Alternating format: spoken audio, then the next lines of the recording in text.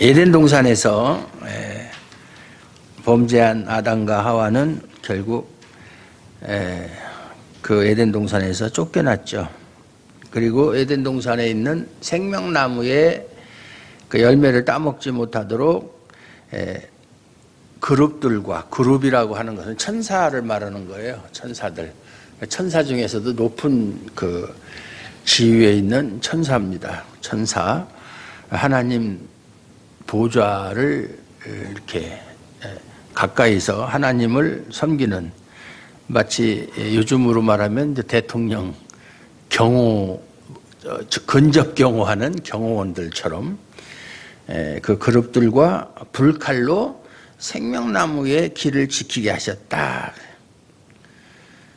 생명나무의 길을 지키게 하셨다는 것은 더 이상 인간에게는 생명을 얻을 길은 없어졌다, 그 말이에요. 얻을 길이 없어요.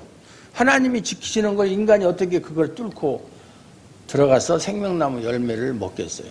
설령 또 그렇게 한다 하더라도 범죄하기 이전의 상태에서 영원히 사는 것은 의미가 있지만, 범죄한 이후에 고통과 수고가 뒤따르는 인생, 그런 가운데서 영생을 얻는다고 하는 것은 그 자체가 축복이 아니고 저주예요. 사람이 늙고 병들고 여러 가지 그냥 고통 가운데 있으면서도 죽지도 않고 100년, 200년 산다고 생각해 보세요. 그 노인네들이 아프면 꼭 하는 소리가, 아유, 빨리 죽어야 되는데, 빨리 죽어야 되는데. 재미가 없다 이 말이죠. 어디를 가도 뭘 먹어도 재미가 없네. 그런 상태에서 에덴 동산이 있다는 것 그 자체가 의미가 없어요. 에덴 동산에 있을 필요가 없어요. 왜냐하면 에덴 동산이 아무리 환경이 좋아도 생명의 희망이 없는 곳이라면 그건 별로 의미가 없다 그 말이에요. 의미가 없어요. 요즘에 이 재벌들과의 그 2세, 3세 자녀들이 그 남양유업의 그 외손녀인가 구속됐죠. 마약하다가. 또 SK, 즉 SK 창업주 최종현 회장을 제가 잘 알아요. 창업주. 아주 특별한 인연이 있어요. 그 아들이 지금 회장하고 있고, 또 그 밑에 3세가 또 마약을 해가지고 구속이 됐고.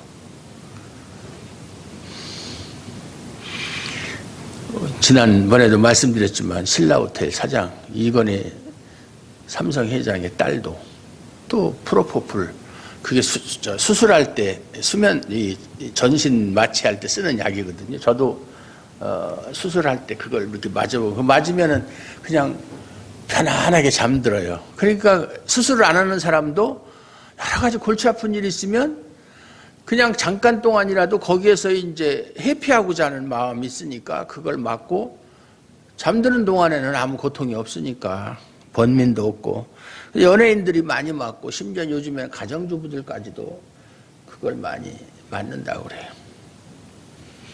그러니까 영생에 소망이 없는 인간은 환경이 많고 돈이 많고 뭐가 사회적인 지위가 높고 하고 싶은 거 다 할 수 있는 상황이라 할지라도 소망이 없는 거예요, 사실은 인간에게. 근데 그걸 사람들이 잘 몰라요. 돈만 있으면 행복할 것 같고 자기 하고 싶은 거 다 하면 행복할 것 같지만 사실은 그렇지 않은 거예요. 그걸 꼭 해봐야만 알아요. 안 해보고도 아는 사람이 더 지혜스러운 사람이에요. 그런데 하나님께서 인간을 에덴 동산에서 내보내신 것은 단순히 어떤 심판의 의미라기보다는 생명에 대해 절망적인 상태에 있는 인간을 하나님이 예비하신 다른 길, 그 생명나무로 접근하는 길이 아닌 다른 길로 이끄시기 위한 하나 일의 시작이라고 할 수 있다. 그렇게 생각을 해야 돼요. 그 4장, 오늘 4장 시작을 했는데 4장부터는 선악과를 먹고 생명에서 떠난 인간의 역사 속에서 하나님이 자기 백성을 어떻게 간섭하시고 생명으로 인도하시고 그 뜻을 이루어 가시는가에 대해서 이야기하고 있어요. 이것을 구속사라고 그래요.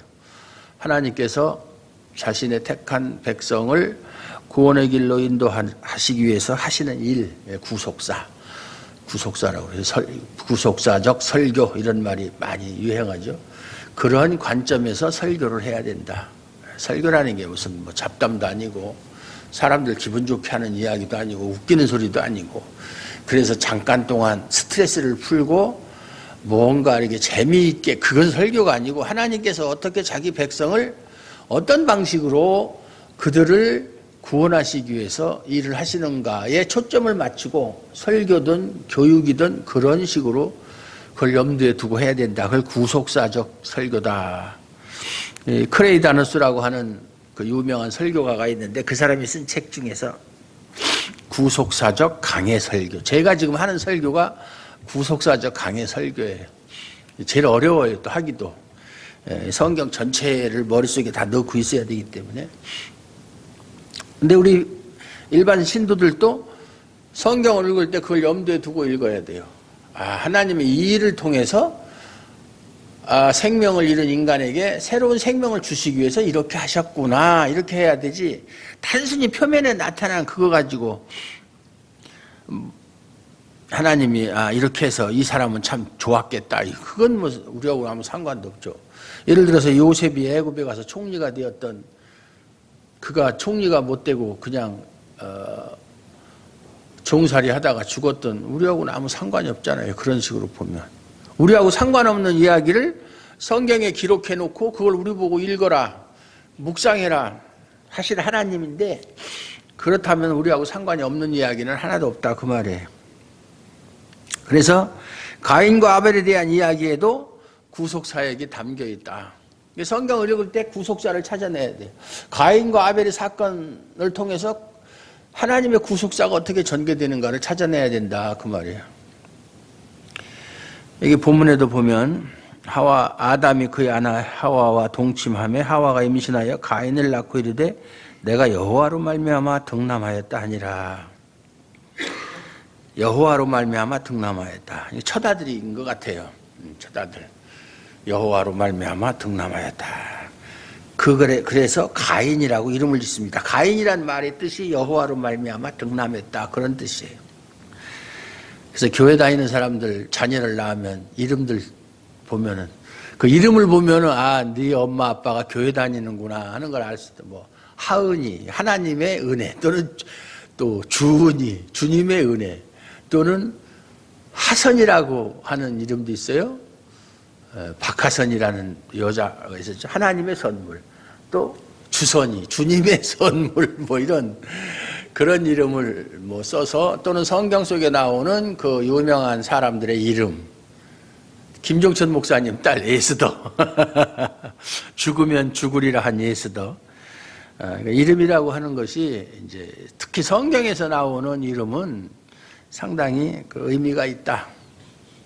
그냥 뭐 우리식으로 뭐 음양오행, 성명학을 따져서 이름을 지은 게 아니고 하나님의 구속사역에 따라서 이름을 지었다. 가인이라고 이름을 졌어요. 그러니까 하나님이 주셔서 얻은 아들이라는 뜻이죠.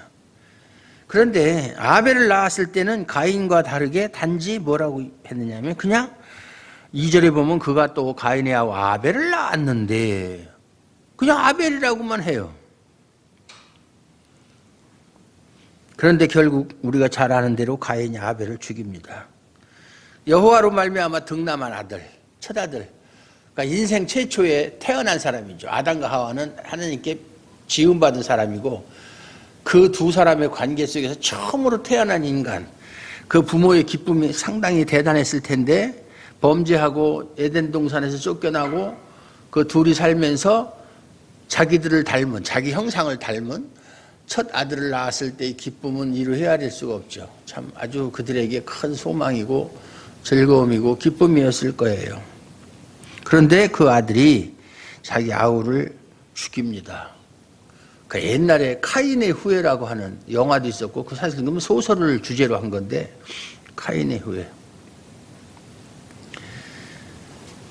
그 기쁨도 잠시예요. 어떻게 그런 일이, 세상에 이런 일이. 옛날에 김영삼 대통령이 웃지 이런 일이 그런 얘기 많이 했는데 자기 아들이 이렇게 범죄했을 때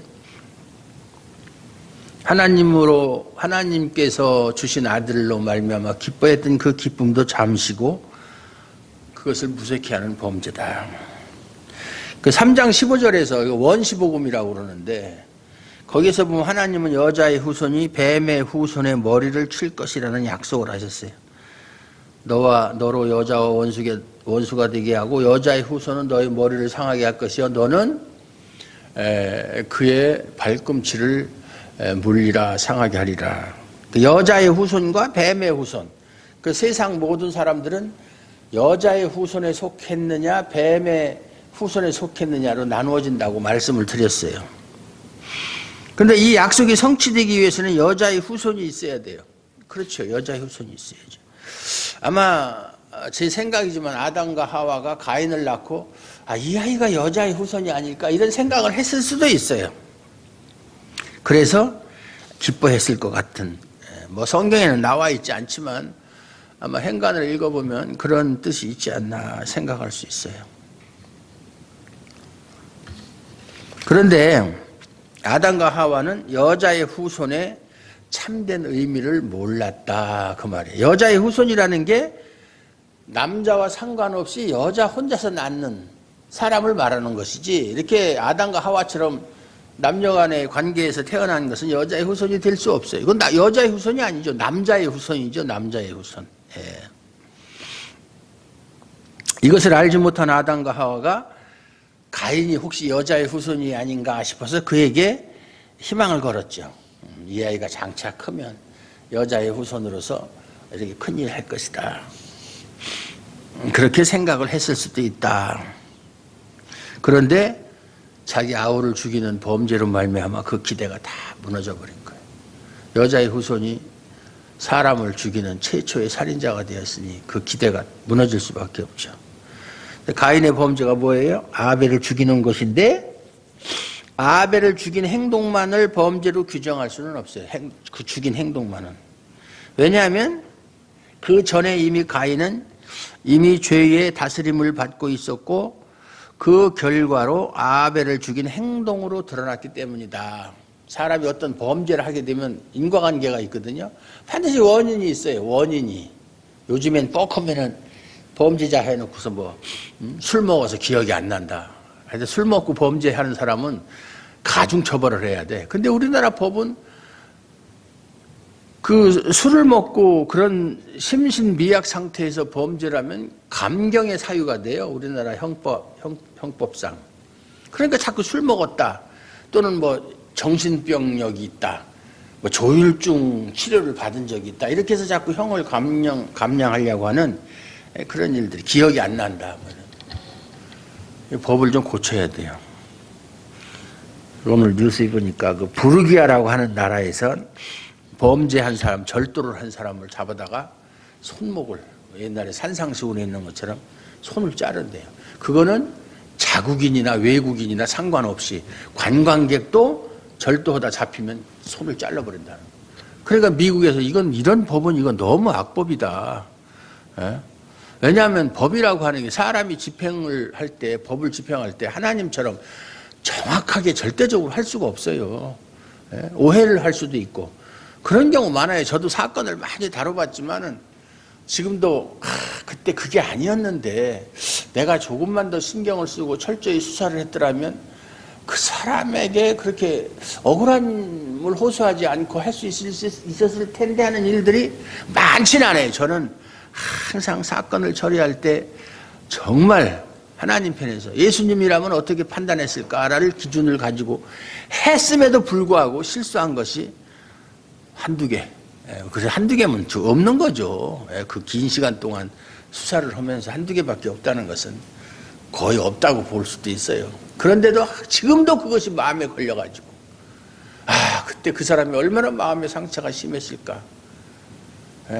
얼마나 괴로웠을까. 그 생각하면 어떻게 그 사람 찾아가서 지금이라도 어떻게 하고 싶은 생각이 들어요.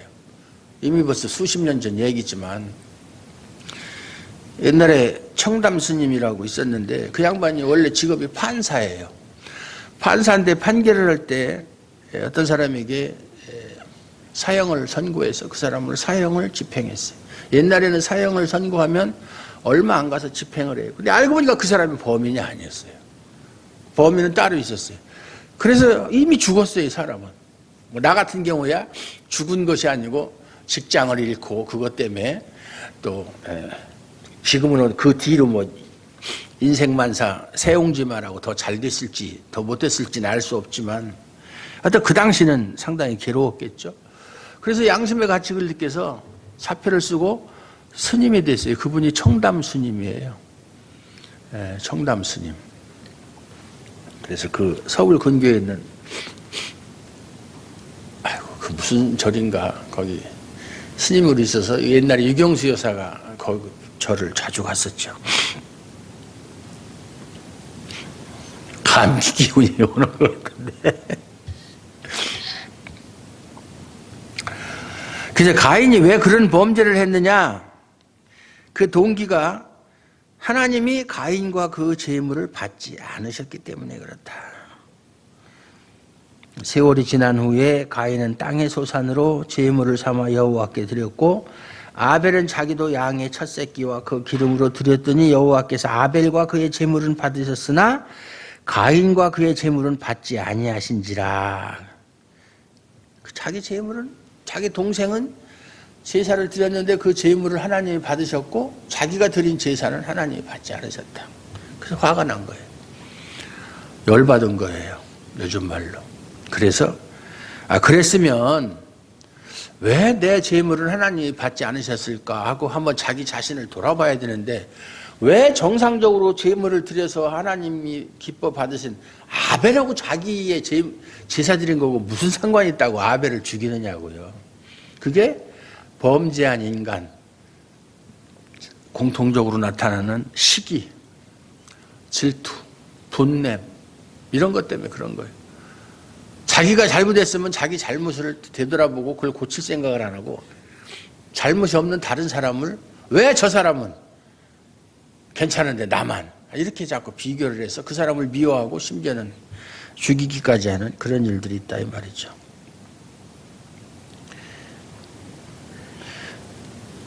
이것을 가지고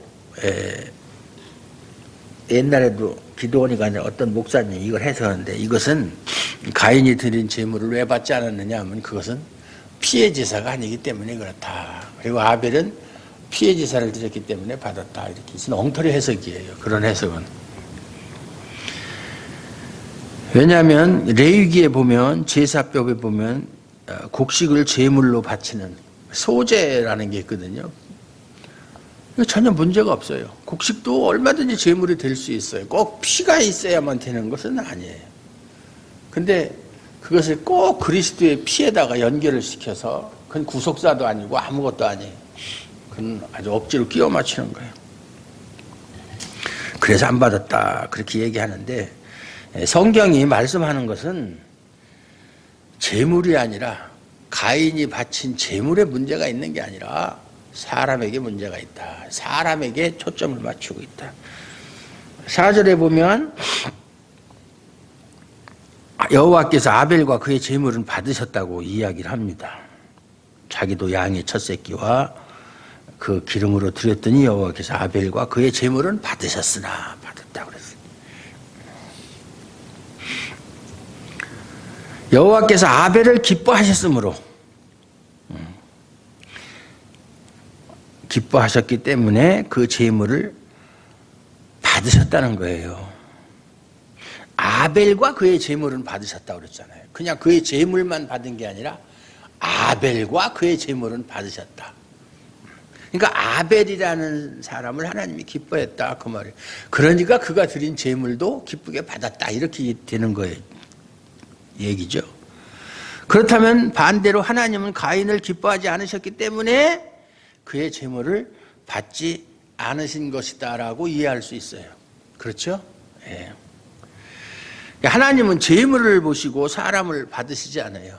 네가 무슨 제물을 가지고 나한테 왔나? 마치 뇌물을 받듯이 뇌물이 귀한 것이라면 아주 그걸 보고 그걸 준 사람을 높게 평가하고 이건 사람 세계에서나 있는 일이지.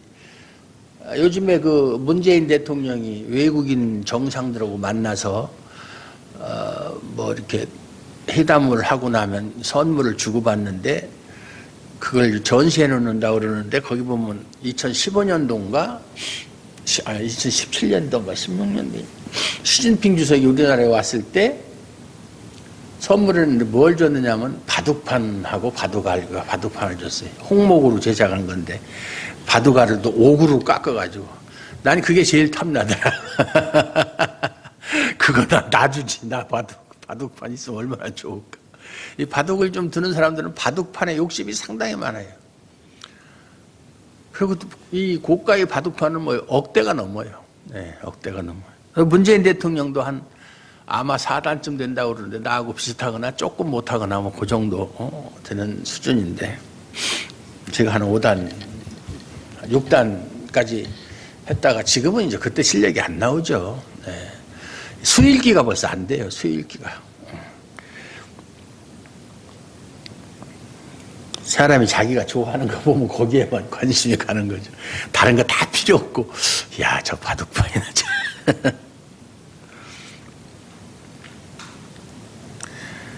하나님 앞에서는 좋은 재물, 나쁜 재물의 구별이 없어요.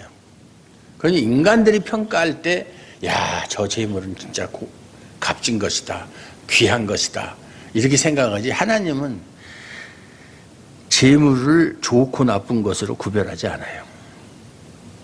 그렇기 때문에 이 말은 재물로 하나님을 기쁘시게 하고 하나님의 마음을 움직일 수 있다는 생각, 그 생각은 죄인된 인간의 선악 개념에 지나지 않는다, 그 말이에요.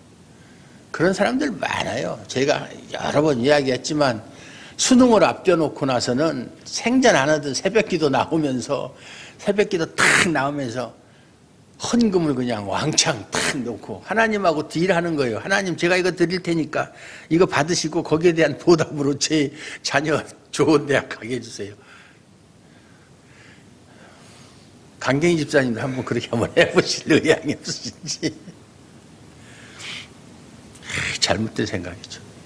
또 그걸 그렇게 또 부추게 또 교회에서 수능 돌아오게 되면 특별 새벽 기도회다 하면서 특별 새벽 기도하는 것은 수험생을 위해서 기도해 주겠다, 또 수험생들을 위해서 안수해 주겠다, 안수해 준다고 합격을 해요.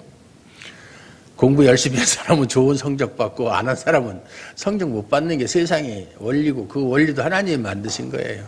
예. 노력하지 않고 좋은 것을 기대하는 것 자체가 잘못된 거예요. 시편 50편 8절에 보면 이런 말씀이 있어요. 나는 내 재물 때문에 너를 책망하지는 아니하리니. 네가 재물을 어떻게 드렸든지 무슨 재물을 드렸든지 그거 가지고 나는 시시비비를 가리지 않겠다.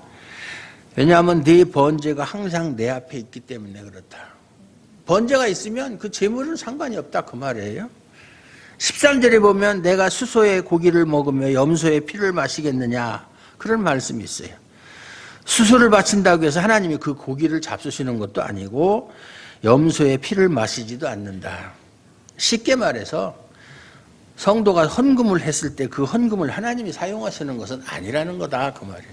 그거 가지고 하나님이 옷을 맞춰 입겠어요? 그거 가지고 여행을 가시겠어요? 그 돈 가지고 맛있는 걸 사잡수시겠어요? 하나님은 돈 쓰질 않아요. 우리가 교회에 헌금하는 건 하나님께 드리는 게 아니에요. 자꾸 그렇게, 그래서 헌금이란 말을 제가 바꿨잖아요. 연보라고. 헌금은 바친다. 돈을 누구한테 바치는데요? 하나님이 돈 가져오라고 그랬어요? 그건 아니에요. 또 이런 얘기하면 또 난리 나지, 다른 목사들이. 교회에다 내는 거예요, 교회에다가. 왜? 교회를 운영하려면 돈이 필요해요. 또 구제도 해야 되고. 또 이번에도 우리 교회에서도 또 우리 친구 목사 사모님이 뇌수술을 받는데 조금 보태라고 또 얼마라도 또 하고 그랬는데, 그런 일을 위해서 쓰라고, 가난한 이웃을 위해서 쓰라고 교회에다가 돈을 내는 거지 하나님께 드리는 게 아니에요. 그런데 하나님은 그걸 다 알고 있죠. 그 사람의 중심을 알고 계시니까 네가 참 그 교회를 위해서, 주님께서 세우신 교회를 위해서 이렇게 물질로 봉사하는 거 하나님이 모르시지는 않아요. 다 알아요. 다 아신다고요. 그래서 하나님은 어떤 재물을 가지고 나오는가, 그 사람이 교회에 나올 때 어떤 재물을 가지고 나오는가 관심이 없어요. 제가 교회 다닐 때 목사님한테 교육받은 게 그걸 받았어요. 우리 교회는 그렇게 하질 않고 있는데 항상 주일헌금은 그 당시 화폐 중에서 제일 고액권으로 해라. 그럼 지금은 5만 원씩 해야 된다는 얘기예요. 5만 원짜리가 있으니까.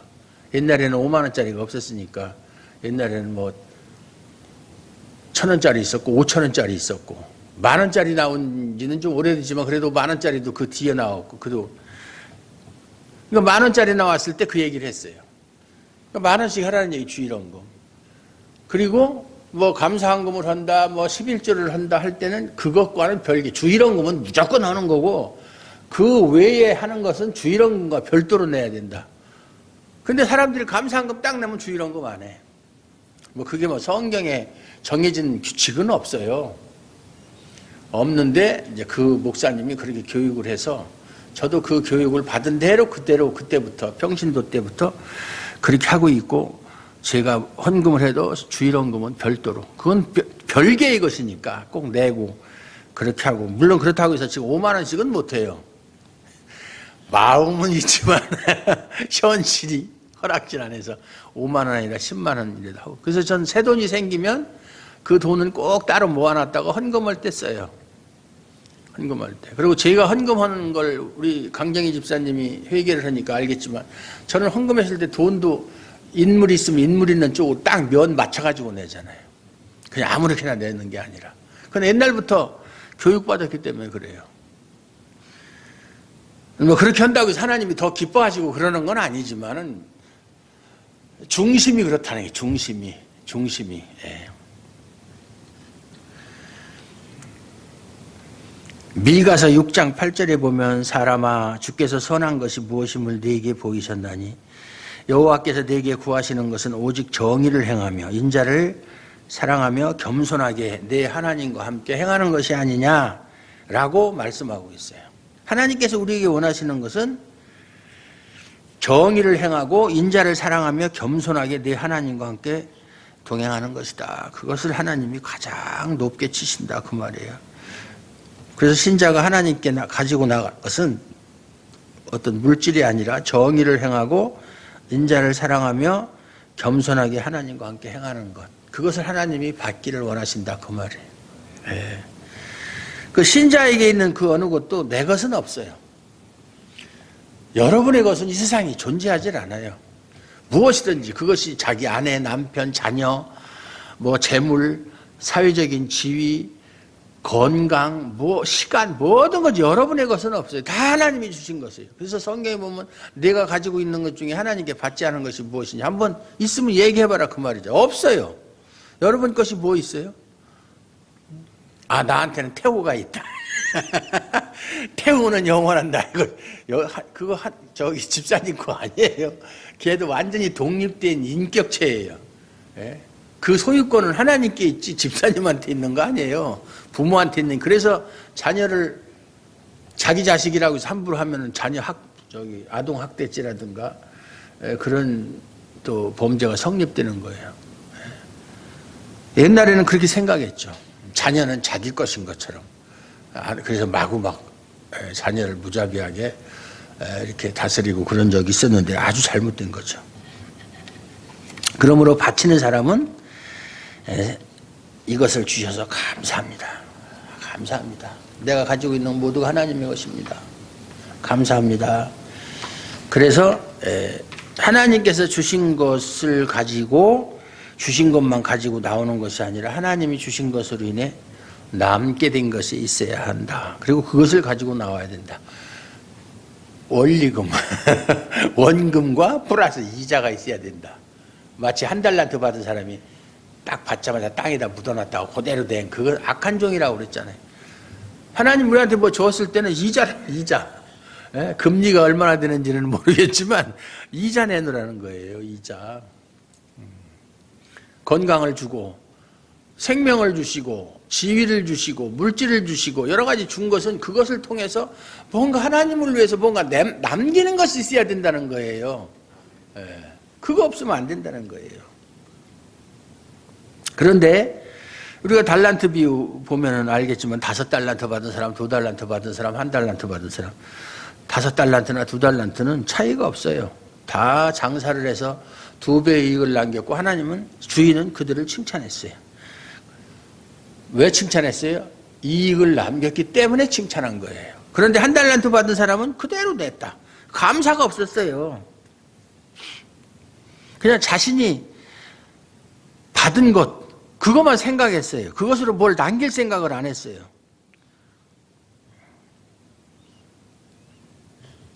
그렇기 때문에 하나님으로부터 주인으로부터 악한 종이라는 그런 책망을 들었다. 그래서 우리 성도들이 조심해야 될 것은 헌금만 하면 신자로서의 의무를 다하는 것으로 여기고 하나님이 복을 줄 것이라는 생각. 그게 1달란트 받은 사람과 똑같은 생각이에요. 달란트. 그래서 이런 얘기 잘하죠. 내가 옛날에는 11절 한 번에 얼마씩도 했었다. 막 그렇게. 예? 그 옛날에 그렇게 했어도 그거 자랑할 것도 못 되지만 소용없어요. 여기 보면은 가인과 아벨의 재물이 어떻게 달랐는가를 짐작해 볼 수 있어요. 가인은 단지 땅의 소산을 바쳤다고 그랬어요. 세월이 지난 후에 가인은 땅의 소산으로 제물을 삼아 여호와께 드렸고 아벨은 양의 첫 새끼와 그 기름을 바쳤다. 첫 새끼, 첫이라는 말이 상당히 중요한 거예요. 양을 기르었는데 거기서 새끼를 낳는데 처음 난 새끼. 그 나중에 보면 레위기에 보면은 초태생은 내 것이라 하나님께서 그랬어요. 처음 난 것은 다 내 것이라. 그것을 아벨이 알았느냐 몰랐느냐 하는 것은 뭐 중요하지 않고요. 첫 새끼를 바쳤다는 것은 자신에게 있는 모든 것의 출처가 하나님께 있다는 뜻이에요. 하나님께 있다. 내가 가지고 있는 양이 아무리 많아도 내 것이 아니라 하나님께로부터 온 것이다. 그런 신앙 고백이다. 그래서 아벨의 재물은 모든 것이 하나님의 은혜라는 고백. 그것이 첫이라는 단어에 들어있는 거예요. 첫. 그게 참 중요한 거예요. 반면에 가인은 단지 땅의 소산을 바쳤어요. 농사를 져서 수확을 했으면 그 중에 일부를 그냥 드린 거예요. 그냥. 그래서 이것을 보면 가인과 아벨이 각기 자신의 소산을 바라보는 마음이 달랐다. 가인은 이거 다 내 거야. 내가 열심히 노력해서 얻은 결과물이야. 제사 지내야지. 아담한테 배웠을 거 아니에요? 제사 지내는 거. 성경에 보면 아담이 제사 지내는 거 가르쳐줬으니까. 그래서 뭐 자기가 가지고 있는 것 중에 일부. 자기 것 중에 일부.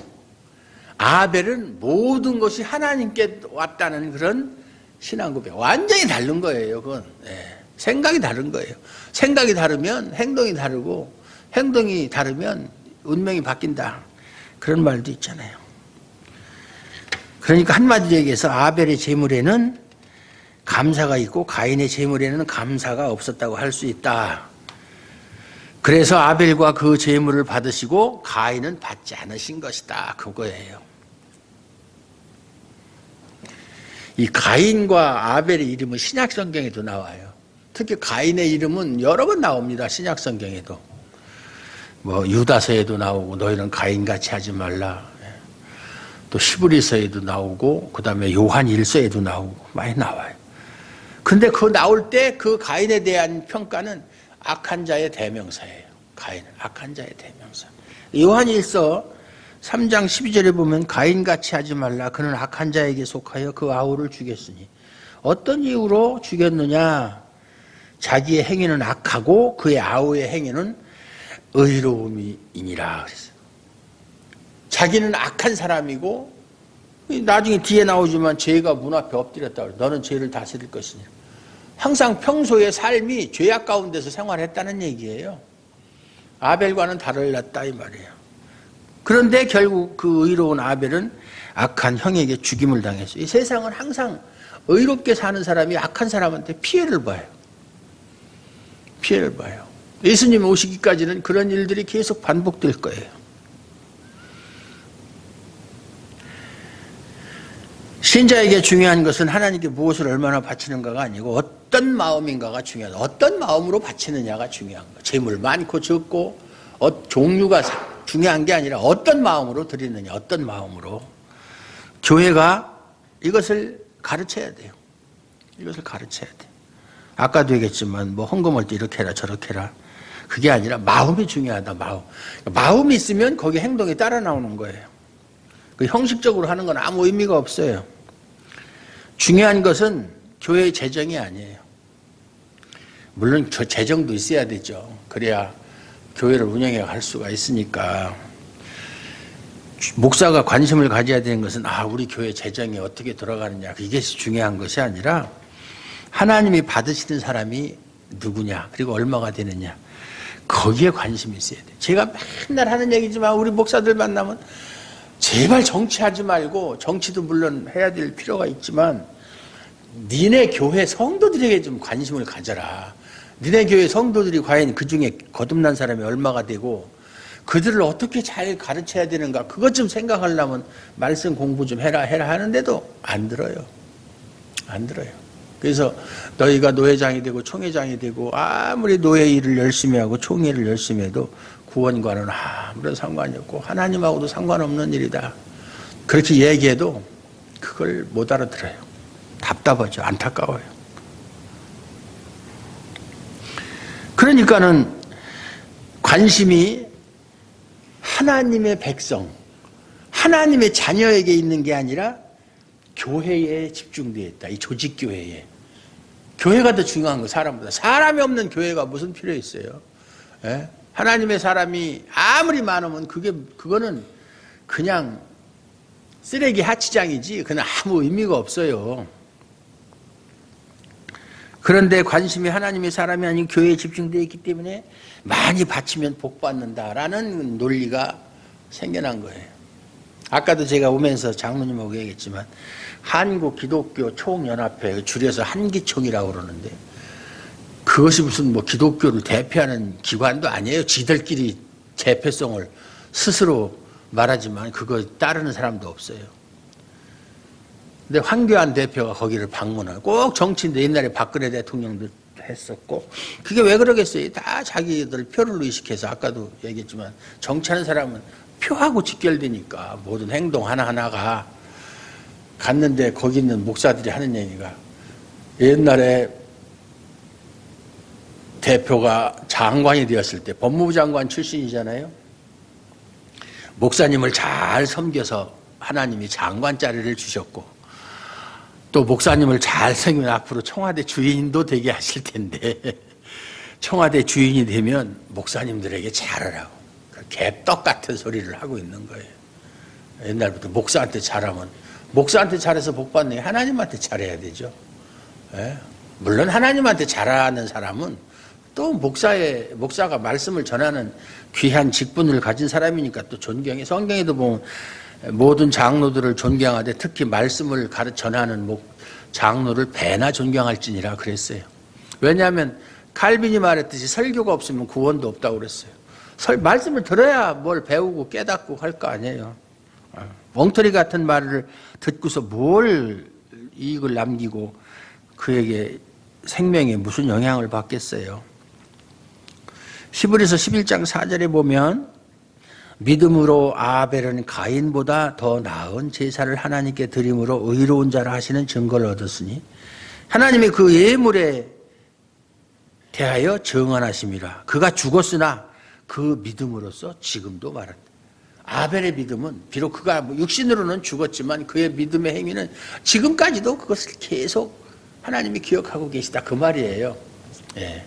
그러니까 성경의 말씀을 쉽게 풀어서 설명할 수 있는 그런 능력을 가져야 돼요. 그래서 누구한테 설명할 때, 특히 자녀들한테 그냥 문자 그대로 그렇게 하지 말고 그 믿음으로써 지금도 말한다. 아벨의 믿음은 지금도 하나님 앞에 인정받는 믿음이다, 그 말이거든요. 예. 여기도 보면 믿음으로 아벨은 가인보다 더 나은 제물을 드렸다, 제사를 드렸다. 아벨의 제물이 가인보다 더 나았던 것은 아벨이 믿음으로 드렸기 때문이다, 그 얘기예요. 히브리서의 해석을 믿음으로 드렸다. 믿음이 없는 제물은 아무 소용이 없다. 믿음이 있다는 것은 뭐예요? 하나님의 은혜와 사랑을 알았다 그 말이에요. 믿음이라는 게 뭐예요? 하나님의 사랑과 은혜를 알았다는 뜻이죠. 즉 아벨은 하나님의 은혜와 사랑을 아는 자로 제물을 바친 것이고, 그러니까 첫 새끼로 드린 것이고, 주석에 보면 그런 얘기도 있더라고요. 기름이라는 건데 고대 근동 지방에서는 동물의 기름이 아주 고귀한 거래요. 그게 동물의 기름이. 요즘 우리나라에서는 기름 그러면 지방 덩어리 필요 없는 거. 옛날에 있잖아요. 제가 어렸을 때 그때는 정육점을 푸주간이라고 그랬어요. 그런데 명절 때나 소고기 먹지, 보통 때는 사람들이 소고기를 못 먹어요. 아니면 집안 어른들의 생일 때 그때 소고기 사는데, 이 소고기 사러 가면 우리 어머니들이 가면은 아저씨 소고기 몇 건 주세요. 다 국거리예요. 요즘처럼 옛날에는 안심이 등심이니 무슨 구워 먹는 문화가 아니고 그냥 국이나 끓여 먹고, 아니면 뭐 갈비, 아니면 너비아니. 너비아니가 뭐죠? 그게 갈비예요. 예. 아니면 불고기도 없었어요. 뭐 삼겹살 먹은 지도 사실 얼마 안 돼요. 그럼 국거리를 탁 끊어서 주잖아요. 주면서 꼭 하는 얘기가, 어머니들이 아저씨 기름 좀 주세요. 꼭 그랬어요. 기름 좀 달라고. 요즘은 소고기 기름 주어도 안 가져가. 그거 뭐 갖다 뭐해, 소고기. 있는 것도 떼서 버리는 판인데 기름 좀 주세요. 그러면 또 선심스러운 것처럼 또 기름 따로 보관했다가 기름 완전히 허연 기름 떼서 주면 그거 가지고 그 물에다 끓일 때 놓으면 기름이 덩덩덩덩덩 뜬단 말이에요. 진짜 고깃국 같지, 그거만 가지고. 거기다 고기 조금 넣고. 옛날에 그랬었다 이 말이죠. 근데 이 고대 근동에서도 옛날에는 짐승의 기름이 상당히 값이 비쌌대요. 근데 아벨이 첫 새끼와 기름으로 드렸다는 것은 가장 귀한 것으로 하나님께 제물을 드렸다, 그 뜻이다 하는데, 뭐 그 얘기도 뭐 틀리는 얘기는 아니라고 생각해요. 예, 믿음이 있으면, 믿음으로 제물을 드렸으니까 당연히 좋은 것으로 드렸겠죠. 예. 말라기에도 보면 제물을 드릴 때, 하나님께 제물을 드릴 때 그 당시 사람들이 원래 흠 없는 제물을 드려야 되거든요. 양이나 송아지나 흠 없고 건강한 걸 드려야 되는데, 형식적으로 되다 보니까 그냥 병든 거, 뭐 이거 가지고 있어봤자 별로 재산에 도움이 안 돼, 이런 거 갖다 하나님께 바치는 거예요. 그러니까 하나님이 뭐라고 그랬어요, 말라기에? 그것을 너희들이 총독에게 갖다 줘봐라. 그거 좋아서 받겠느냐? 하물며 하나님한테 그런 걸 가져오느냐? 왜? 마음이 떠났다는 얘기예요. 제물은 드리긴 드리지만 이미 마음은 하나님을 섬기는 쪽에서 떠났다는 얘기예요. 그런 제물을 드리는 것은. 그러니까 하나님을 사랑하는 사람은 그렇게 하지 않는다 이 말이야. 믿음이 있고 마음이 있는 사람은 그렇게 성의 없이 그냥 형식만 취해서 나 했어, 됐지? 이런 식으로 생각하지 않는다 그 말이에요. 그래서 제물이 특별한 것이 아니라 하나님을 향한 마음이 달랐다, 가인과 아벨은. 제물을 보면 그 사람의 마음을 알 수 있다 그 말이죠. 그래서 가인은 제물을 바치는 그 자체로 내 할 일 다 했어, 나 제물 바쳤거든. 그게 아주 잘못된 착각이죠. 그래서 자신의 제물을 받지 않으신 것으로 안색이 변한 것이다. 왜 바쳤는데 안 받고서 내 제물을 안 받는 거야? 가인도 아벨도 제물 드렸고 나도 드렸는데 왜 누구는 받고 누구는 안 받는 거야? 이것은 가인은 제물을 바친 자신을 생각한 거예요. 아벨은 제물을 주신 하나님을 생각했고, 가인은 제물을 바친 자신의 행위를 생각. 이거 완전히 다른 거예요. 완전히 다른 거예요. 이것이 가인의 악함이에요. 항상 하나님 앞에서 자기의 존재를 부각시키고 자기를 인식하는 것 자체가 악이거든요. 제가 늘 설교하는 거 들어보면 핵심이 그거잖아요. 그래서 제물을 많이 바치면 하나님께 복을 받는다, 이렇게 하면은 사람들이 또 그 소리가 부담스러운 게 아니라 그 소리가 듣기 좋은가 봐요. 그래서 남보다 더 많이 바치고 많이 복을 받아야 되지 않은 그런 그 마음을 부추긴다 이 말이죠. 우리가 무엇을 바치든 하나님은 제물을 보시고 우리를 받아주시지 않는다. 왜냐하면 우리 인간 자체가 하나님이 받아주실 수 없는 더러운 존재예요. 아무리 성령으로 거듭났어도 마찬가지. 성령으로 거듭났다는 것은 예수님의 의가 우리에게 입혀져서 예수님을 보시기 때문에 우리를 인정해 주는 것이지, 우리들 자신만은 성령을 12번 받아도 하나님 앞에 용납될 수 없는 존재다 그 말이. 그걸 분명히 알아야 돼요. 예수님 때문에. 예. 이러한 우리를 그리스도의 피로 용서하시고 거룩한 자로 여겨주신 은혜가 우리에게 있다 이 말이죠. 이걸 알아야 돼요. 이 은혜가 있는 그가 하나님이 기뻐하는 성도인 줄로 믿으시기 바랍니다.